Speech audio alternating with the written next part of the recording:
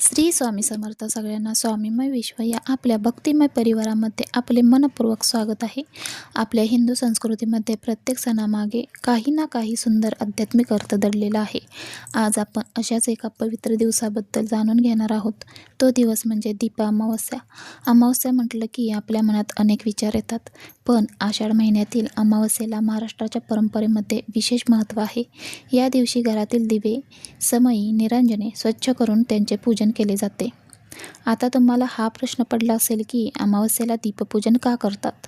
दिव्यांची पूजा करण्यामागे नेमका अर्थ काय आहे? चला तर मग आजचा हा व्हिडिओ शेवटपर्यंत नक्की ऐका. आपण जो देवासमोर दिवा लावतो, पण तो फक्त घरातील अंधार दूर करण्यासाठी नसतो.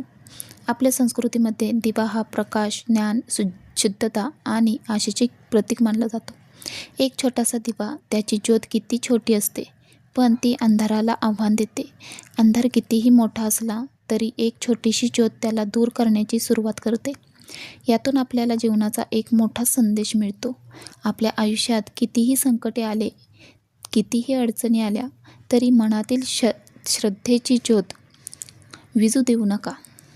कारण अंधार किती आहे हे महत्त्वाचे नाही, आपल्या हातातील दिवा किती श्रद्धेने पेटवला आहे हे महत्त्वाचे आहे. आषाढ महिन्याच्या शेवटी येणाऱ्या अमावस्येला महाराष्ट्रात दीप अमावस्या असे म्हटलं जातं. या दिवशी घरातील जुने दिवे, समई, निरांजने इत्यादी स्वच्छ करून त्यांची पूजा करण्याची परंपरा आहे. त्यानंतर श्रावण महिन्याला सुरुवात होते, म्हणून हा दिवस म्हणजे जणू एका पर्वाचा शेवट आणि नव्या भक्तिमय पर्वाची सुरुवात. दीपपूजनाकडे फक्त एक धार्मिक विधी म्हणून पाहू नका, यामध्ये कृतज्ञतेची भावना देखील आहे. परंपरेनुसार दीपातील अग्नीला पवित्र मानले जाते आणि दीपपूजन हे अग्नी तत्वाप्रती कृतज्ञता व्यक्त करण्याचे माध्यम मानले जाते.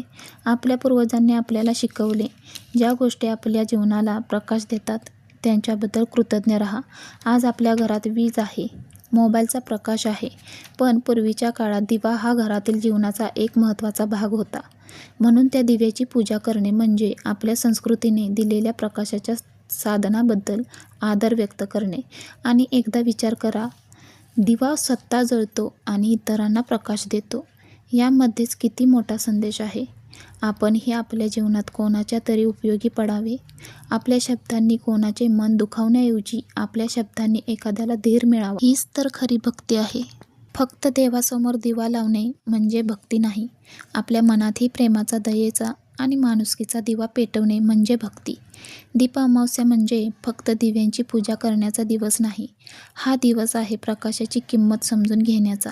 हा दिवस आहे आपल्या परंपरेबद्दल कृतज्ञ होण्याचा.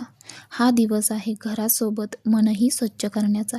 आणि सर्वात महत्त्वाचे, हा दिवस आहे आपल्या अंतःकरणात श्रद्धेची ज्योत प्रज्वलित करण्याचा. म्हणून या दीप अमावस्येला घरातील दिवे स्वच्छ करा आणि श्रद्धेने दीप प्रज्वलित करा. देवाचे स्मरण करा आणि आपल्या मनात एक संकल्प करा, माझ्या आयुष्यात कितीही अंधार आला तरी माझ्या श्रद्धेची ज्योत कधीही विझू देणार नाही.